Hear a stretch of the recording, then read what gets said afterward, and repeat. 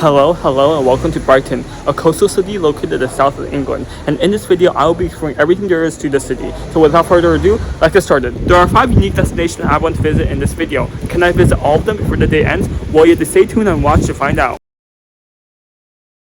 Currently at a bus station in central Brighton, and I'm currently waiting for a bus that will take me to our first destination, Seven Sisters. The bus soon arrived, and we hopped on for a 15-minute ride. After getting off, we walked for another 15 minutes until, at last, the Seven Sisters cliffs came into view. Finally made it to the coastline, and guess what? Seven Sisters Hill is literally right there, right in front of me right now. So I'm heading over there right now. Let's go. Walking along the boardwalk toward the base of the hill, I noticed the rainbow-colored booths lining the side of the path. They were very charming and added a vibrant touch to the dull boardwalk's atmosphere. Alas, we arrived at the base of the Seven Sisters Hill, and it was finally time to begin the climb. Officially on the Seven Sisters Hill right now, and I'm officially climbing up. I don't know how long this is going to take and how tiring this might be, but yeah, wish me luck. As I continued to climb, I looked back for the first time and I saw the town of Sept below me. The views are stunning. Eventually, we made it to the first stopping point to see some cliffs. Officially halfway up the hill, and the views are stunning. It looks so good. You can see the cliff perfectly from here. The white cliff, the white rocks. It literally looks like a piece of cake cut from the middle. It just looks so good.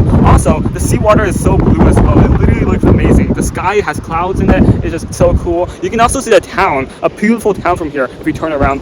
Check this out, it looks so good. The next part of the climb was the hardest because the hill became much steeper. After a tiring climb, I finally made it to the top. From there, the hike got much easier. Normal uphill, just a nice flat trail to follow. As I enjoyed a smoother hike, I saw this. Oh my gosh. So I just walked along the trail, and guess what I saw? Sheep. There's literally so much sheep over there. Like, there's so much. I never seen so much sheep in my life. It's like a pasture of sheep over there. That's crazy. After saying goodbye to the sheep, I continued to hike. Very soon after, I got my first glance at the Seven Sisters. And into another pretty famous viewpoint. From here, you can see that why it's called the Seven Sisters, because there are 7 cliffs right there. 7 cliffs, 7 sisters. That's pretty cool. Anyways, now I'm going to try to go down there to the beach. The beach was cool. Instead of soft sand, it was covered in pebbles. There were also a lot of wooden poles sticking out from the shallow water, along with some washed up seaweed. Before long, it started to rain and it got very windy, so it was time to head back to central Brighton. Alright, now I'm officially walking back the way we came. It should take around 40-ish minutes, so yeah, wish me luck.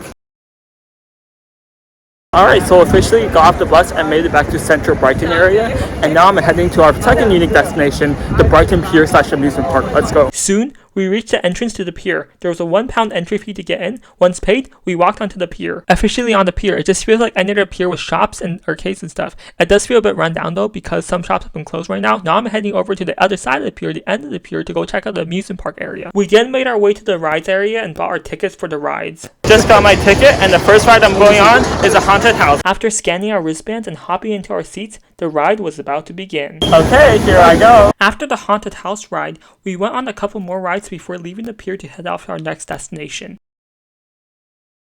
And that was the pier. It was actually really fun. Some of the rides were actually really good. I highly recommend you to visit if you visit Brighton one day. Anyways, right next to the pier is a beach, a pebble beach, right? Pretty unique. Down on the beach, you can watch seagulls and get a unique look at the pier, which stands on what looks to be wooden stilts, which is different from piers in America. I'm now standing on the beach and it feels so weird. Instead of walking on soft sand, I'm walking on hard pebbles, and there's a crunchy sound every time I walk. This is so weird and this is so crazy. Anyways, other than that, this beach is honestly kind of depressing in my opinion, because honestly, the pebble, it just doesn't feel the same as sand. Also, the water is cold. Also, there's no one here. It just is weird. Just left the beach, and now we are on to our 4th unique destination, Royal Pavilion. Soon we made it to the Royal Pavilion. The architecture is really unique to a European palace. It honestly reminds me of the Taj Mahal a lot. Unfortunately, I got to the palace a bit late, so I can't go in anymore. But the second part of the palace opens for longer and is the Palace Gardens, which basically is like a public park. I took a stroll and explored through it before heading off to our next destination.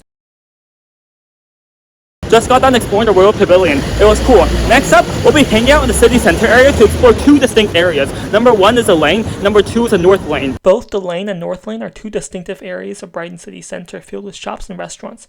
North lane occupies a larger area and is more famous due to being more creative, vibrant, and colorful. There are street art murals everywhere and it looks so talented. As you can tell, we have made it to the center of the north lane area, and it's pretty much an alleyway with no cars but only people. A lot of people here. I will have to say that this place is really well decorated. So much much color, so colorful here. The Lane, on the other hand, is the older part of city center, mainly known for its narrow labyrinth-like alleyways. And this is the city of Brighton. I really enjoy my time here. I think it's a really nice coastal city in the south of England. I think my favorite part is definitely Seven Sisters. What about you? Let me know in the comment section below. Anyways, thank you guys so much for watching this video. I hope you enjoyed it once again. Click here to subscribe and click here to watch another video. Until next time, happy traveling.